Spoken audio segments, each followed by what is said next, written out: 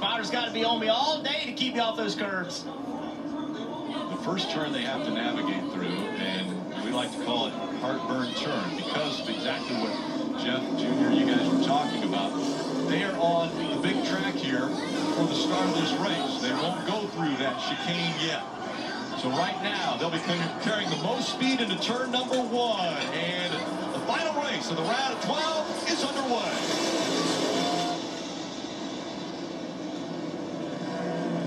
Two and three wide already in turn 1.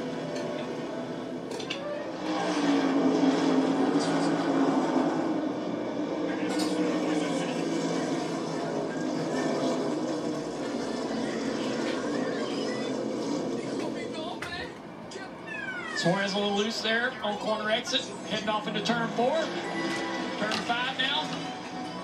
Seen some accidents here this weekend. Oh man, Briscoe really wide right there out on the paint. Look at this 99. He is pushing hard. Suarez with a at the road courses this year, really fast right now. Hound in that 24. Here's a great battle too. And you see the 2-car.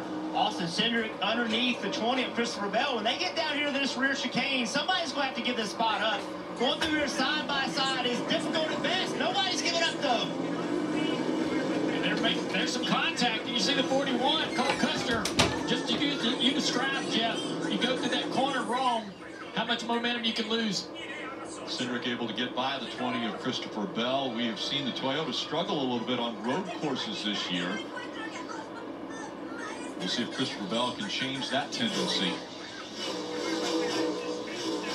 Big moment right there for the 3-car. He's going to have to pull over here and stop, guys, as he misses the chicane on the front straightaway. Austin Dillon, that's what you have to do. If you miss the chicane, you come to a full stop immediately to avoid the NASCAR penalty. And that can happen on both the backstretch chicane, the Trilogy chicane, or the front stretch chicane. Once again, that 48 driven not by Alex Bowman this week, but Noah Gregson behind the wheel as Alex Bowman out with concussion-like symptoms for the second race in a row. We talk about how difficult this racetrack is. When you can see how narrow it is, the groove is very small, very tight corners. This leads into what is normally Charlotte Oval, turn 1 and 2. This is now what is normally on this racetrack. When you're running the oval, the most, the difficult part becomes the easiest, but it approaches this rear chicane. Heavy braking. Look at the curves. Look how big these blue curves are on the left. And then on the right, if you hit those curves too hard, it can actually damage your car. And we get confirmation from NASCAR that 3 has done the proper thing as far as stopping that race car. He is clear. There will be no penalty. And that'll be something we see all day long here at the Roval. They average about 10 missed chicanes per race. She'll get the racing driver down to 10 for 18. Kyle Busch, the back end kicking out as he's chasing after this 11 of Denny Hamlin. One thing that I've noticed this weekend is how these guys can hustle this race car. The tire here must have a lot of grip and give these guys a lot of confidence. The cars do move around a lot, but they seem to really be driving these cars off corner exit. A lot of swing in the back. Look out front here. Do you see the back of the car swinging around out here in front of this car here?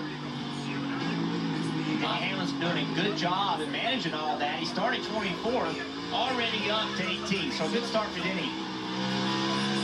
He was one of the drivers we knew we had to watch. Denny Hamlin starting a little further in the back, as well as Ross Chastain, another playoff driver who has quite a few points coming in, but because of his starting position, he's currently below the cut line. So Ross Chastain has his work cut out for him. It's a lot of good lateral grip in these race cars right now, allowing these drivers to really lean on them, switching directions. But we recognized yesterday in the Xfinity race, tires did make a difference. They did fall off. They were better like when you were able to get new tires. Dillon has a penalty. So have to pay attention today, see if this tire's no different. We saw a little brake smoke there. I want to clear something up. I know you guys had received word he from got NASCAR. a penalty. They thought everything was good with the stop by Austin Dillon. They've re-looked at that and said, no, that was not sufficient. And so a penalty was put towards the 3 of Austin Dillon. Take another look. Let's see why we would think they changed their mind on that. Here he comes, misses the chicane, and pulls over here to take a stop. Oh, he didn't stop all the way, so you have to come to a complete stop. Doesn't look like he did. They took another look at it, changed their mind on the penalty. I'm okay with them taking another look at it, making sure they got it right. I'm okay with that. You have to make the call right, use instant replay, use everything you have to be able to make that call. Well, now you see why the stop is so important, because the penalty was a pass-through, which puts him out well behind the field now, only in front of one car. 78 and Josh Williams, who also had a penalty earlier in the race, had to do a pass-through. So these two cars are pretty good distance behind the field. Dave Ross Chastain has made his way up to 27. We did not stop enough. We didn't stop enough. I didn't think we did. Yeah, but that was a 3 radio seeing what happened with Austin's car there. As for Ross Chastain, what a job his crew did. Tore the left side of that car off when he went into the barriers off of turn 5 in qualifying. The garage closed at 2:30 yesterday. Oh, we got a spin. Almost a spin. Right there on the front straightaway. The 45 car of Bubba Wallace misses the front straightaway entirely. He's in 9th place when this happened. Missed the last chicane here on the front straightaway. Got into the braking zone. The car was way uncomfortable and out of control. Just bailed on making the chicane entirely. All right, Junior, you said just a moment ago that on average 10 missed chicanes. Well, we're only 4 laps into this and 2 already. Yeah, 2 that we know of. Box him up there, good ways, be ready. So he's worried about flat spots on his tires. We did see a lot of smoke. And so if you slide the tire, Steve, it will give you a flat spot, create vibrations. The tire could come apart. Absolutely, and then do We're more ready, you need damage. to come. Right there, you're ready. You Yeah, can I'm pin coming here to you. and not lose a lap. Bubba says he's coming to you, so he obviously feels that vibration. Let's take another.